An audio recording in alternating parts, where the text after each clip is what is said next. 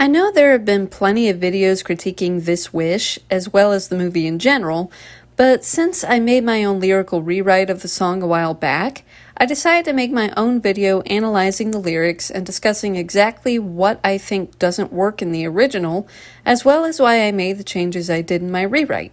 Let's go! Isn't truth supposed to set you free?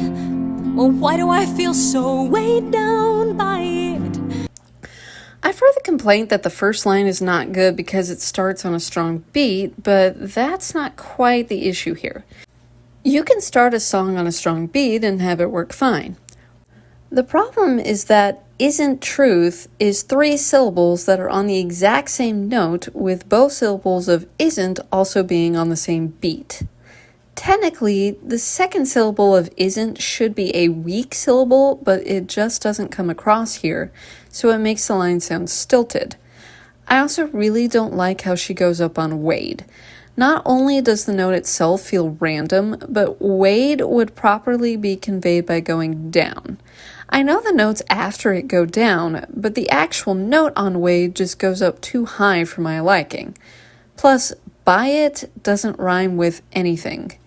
I guess they were going for a slant rhyme with I did, but the lines are too far apart for a slant rhyme to carry. For my rewrite, If truth's supposed to set you free, then why is my heart trembling with fright? I wish I had gotten my voice to quiver a bit more on tremble, but oh well.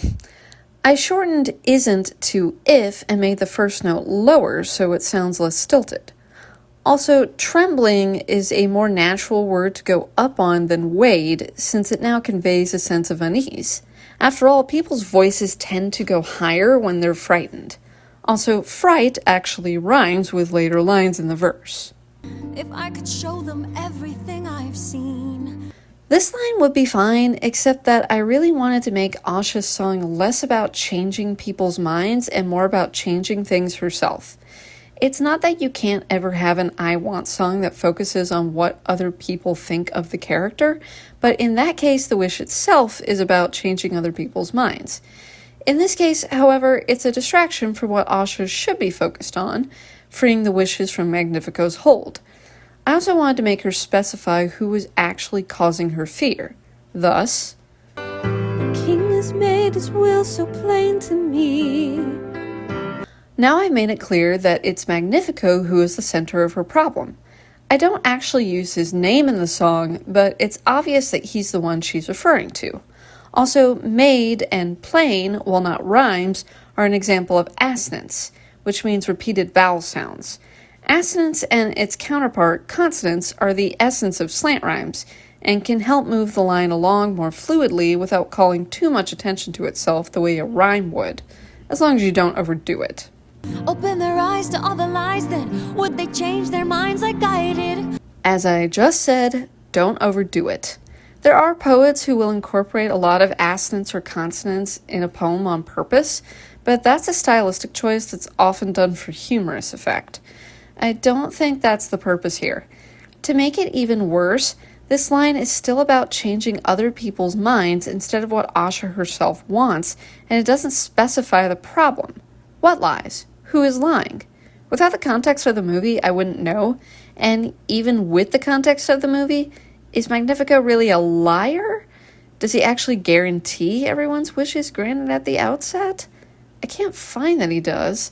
I do think Magnifico's system is flawed, but this feels off the mark. For my rewrite, He keeps our wishes locked up tight when I would see them all take flight.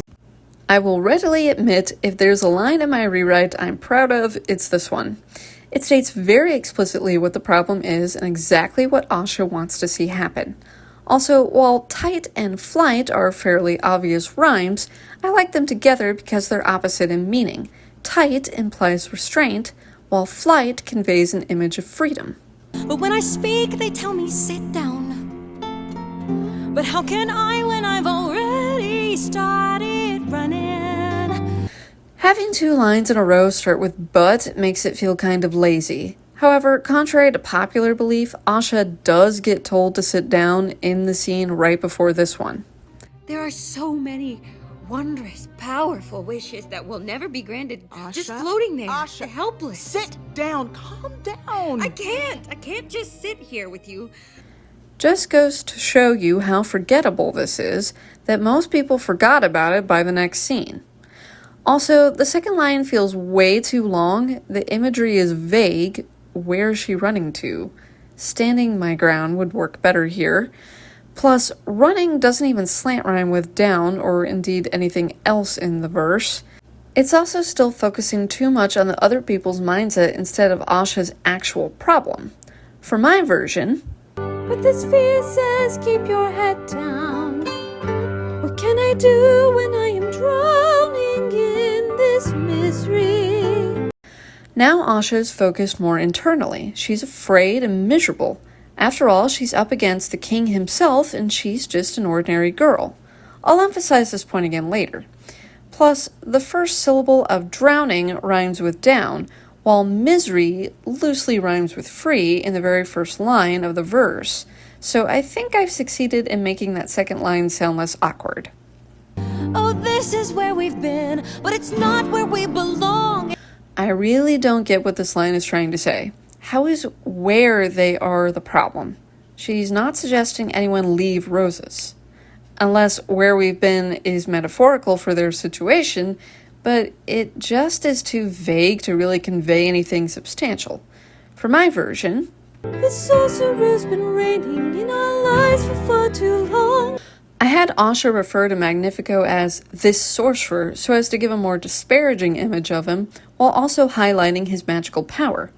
Also, reigning in is a pun on reign, which is to rule, and rein in, which means to constrain or hold back.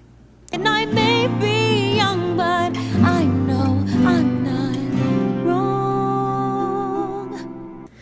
First off, the and is unnecessary. Second, I really dislike how she says, I know I'm not wrong, when frankly most viewers believe she is wrong, or at the least is acting like a spoiled brat. I personally think she has a bit of a point, but instead of acting rationally, she throws a tantrum and is understandably shouted down for it, while the movie doesn't act like she's done anything wrong. But I digress. For my rewrite, I changed it to Maybe young, does that make me wrong? It's essentially the same meaning, but now Asha is putting it as a question, so she comes across as less arrogant. Now for the chorus. So I look up at the stars to guide me and throw caution to every warning sign. It bothers me that she says she's looking up to the stars to guide her, and yet she never references or addresses the stars anywhere else in the song except the first line of the chorus. As for the second half of this line, I've already made a whole video about why it doesn't work, which I will link in the description. Suffice it to say that it is an attempt to mash two cliche lines together and just ends up being total nonsense. For my version, so I look up at the stars to guide me and pray they'll see me through this night. I subtitled my rewrite as Prayer to the Stars, since it is Asha quite literally wishing on a star, and we know, at least from the trailers, that star is an actual character. So, in my version, the stars have a much more central role to the song. I know it's an I Want song, but the story demands that it also be a wish upon a star, and thus a plea for help. I suppose I had God Help the Outcast in mind. It's when the character wants something but knows that they can't achieve it on their own, so they look to someone higher for help. The one regret I have is I wish night and light in the chorus didn't rhyme with a bunch of lines in the first verse, especially since the final chorus doesn't use this rhyme. Oh well. If knowing what it could be is what drives me, then let me be the first to stand in line. Ugh, this song is really suffering from terminal vagueness. What on earth does this mean? What it could be? What's it? If the word were life, it would at least have some meaning. And what is stand in line supposed to mean? Stand in line for what? Also, standing in line is a very passive image. It implies waiting, not action. For my rewrite, Listen, hear my call, answer my plea. Lead me with your pure and perfect light. at this point, I decided to have Asha directly address the stars. She pleads with them to listen and to lead her to a solution to her problem. There's a bit of synonymous parallelism here since I have her rephrase listen 2 more times in order to emphasize her desire for the stars to hear her. I also added a little bit of alliteration with pure and perfect. Next is the hook. So I make this wish to have something more for us than this. So I make this wish to have something more for us than this. The first half of this line is fine on its own. However, there are no true rhymes with wish that would work in this context, so the second half is forced to end with a slant rhyme with this. And I know I'm not the first person to ask this question, but what is this? Most of the people seem pretty happy with their lives. After all, they don't pay rent. I know Simon appears to be affected, but we're told this rather than shown since we never see him before he gives his wish. And he seems to be the only person in town with these symptoms. No one else acts sleepy. For my version, Show me where to start. Please grant this wish within my heart. I vow to do my part. Please grant this wish within my heart. the primary reason these lines changed is so I could have a pure rhyme scheme. I decided to vary the first lines of the hook instead of repeating them. It also puts Asha's wish into a request form since she is directly appealing to the stars in my version, and I also included her promising to fulfill her side of the work. Now for the post-chorus.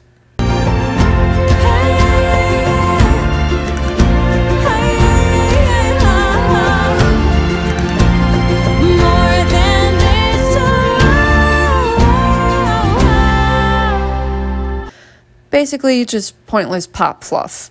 No offense to pop songs, but this has no place in a musical theater piece because it serves no real purpose. So I decided to change it to actual lyrics.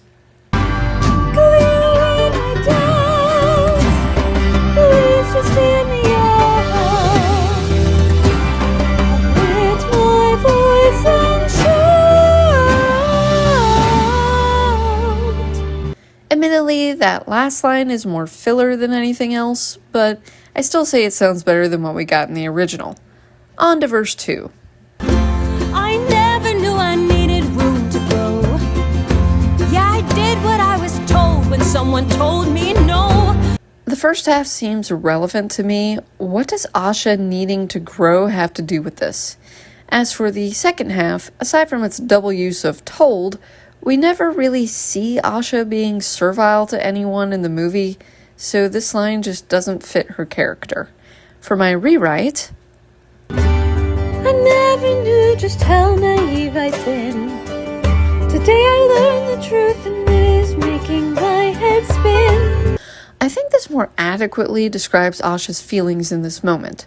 She's learned something she hadn't realized before, though she feels she should have, and it's making her feel anxious. Now I've got all of this freedom in my bones, but I've still got the lid on so it doesn't overflow. I've heard other people critique the imagery in this line as bizarre, and I concur. What does it mean to have freedom in my bones, and how does freedom overflow? It doesn't make sense. And the lid metaphor just sounds awkward. In my version, Now I've got all of this passion in my soul, but I'm holding to it tight so I don't lose control. passion makes better sense than freedom here, and I got rid of the weird overflowing lid metaphor. It might not be the most original sounding line, but I think it works. 'Cause I've got reservations and hesitations on where I should even begin. This line makes Asha seem oddly unsure, considering how determined she sounded in the chorus. Maybe throwing caution to every warning sign was literal after all?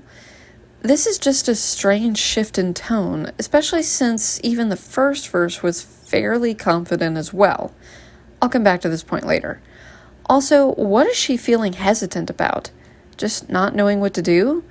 I suppose this makes sense, but the song doesn't really specify exactly why she would be holding back. For my version, The powerful king rules everything, and I know I can fight him alone. now Asha is stating exactly what her problem is. Magnifico is too powerful for her to face by herself, and that is why she is asking the stars for help. Again, I am trying to balance Asha stating her desires and fears, as well as remembering that this song is ultimately a prayer or plea for help. I'm past dipping my toes in, but I'm not past diving in. I get what this is saying, it's just so oddly worded. The first half is fine, but I've never heard anyone say they're past diving in. Plus, this couplet rhymes in with in, which is irritating. For my rewrite, This fire's burning bright within, but I don't have the strength to win. granted, it's not the most original imagery, but it gets the job done. I did manage to add in some alliteration with burning bright, and at least I'm rhyming within and win instead of rhyming in with itself. If I could just be pointed in any given direction on where to go and what to do.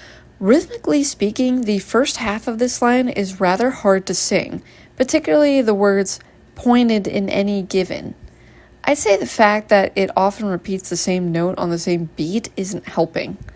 Something else about this line is that it's in passive voice rather than active. If I could just be pointed instead of if someone could just point me. Now, I'm far from condemning passive voice as a crime against humanity. It has its uses. But here it has the effect of making the line seem lazy and impersonal. Not a good thing when Star turns out to be an actual character. For my version, My father always told me the stars would be there for me and show me what I need to do. first off, the assonance between told me and for me helps the line to flow along more smoothly. Also, I wanted to reference Asha's father here, since he's apparently the reason Asha knows to look up to the stars.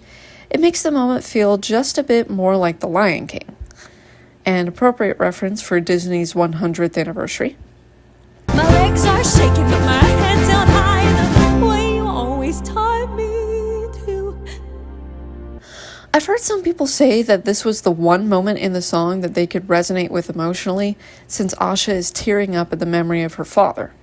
Frankly, I think this has more to do with Ariana DeBose's performance than the lyrics themselves, which are somewhat awkward. First off, the phrase, "my head's held high," is again passive voice. Properly, it should be, "I'm holding my head high," or "I've got my head held high." Second, the last line doesn't actually name Asha's father, it just says you. This vague wording has led some people to mistake the line as referring to Asha's grandfather instead of her father, which doesn't make much sense. But it's little wonder, since Asha's father barely gets referenced in this movie, and the only reason I know the line is referring to her father is the visual of them both sitting on the tree. It also feels slightly odd that this is the only time Asha speaks in second person in the entire song. For my version, Well, lend your wisdom now to me, 'cause Dad said I could count on you.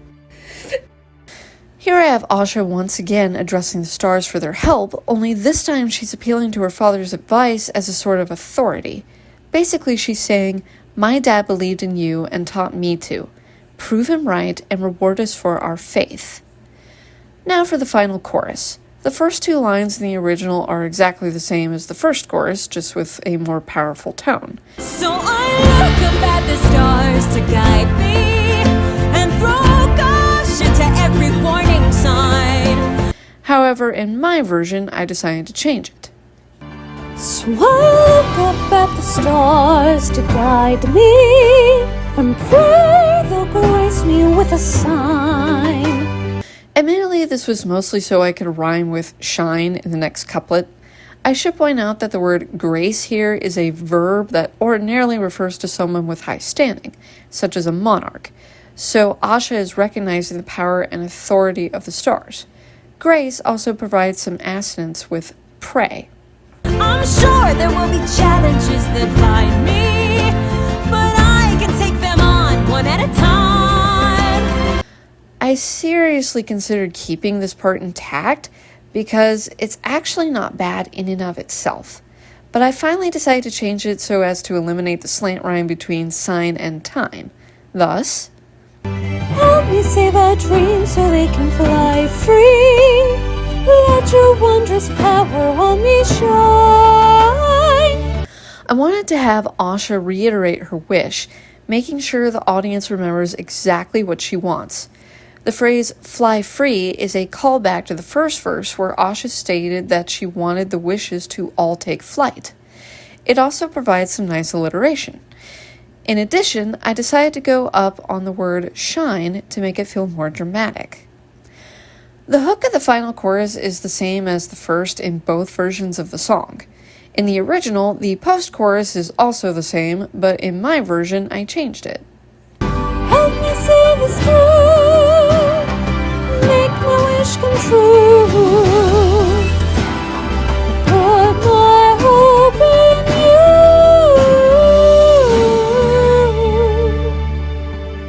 Granted, it's mostly filler at this point, but as I'm stuck with the original tune, I have to put something there, and it's still better than a bunch of hey yeah yeahs. Now for the ending.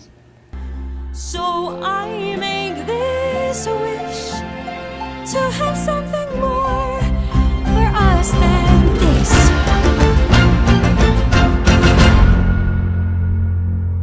That felt weird for a multitude of reasons.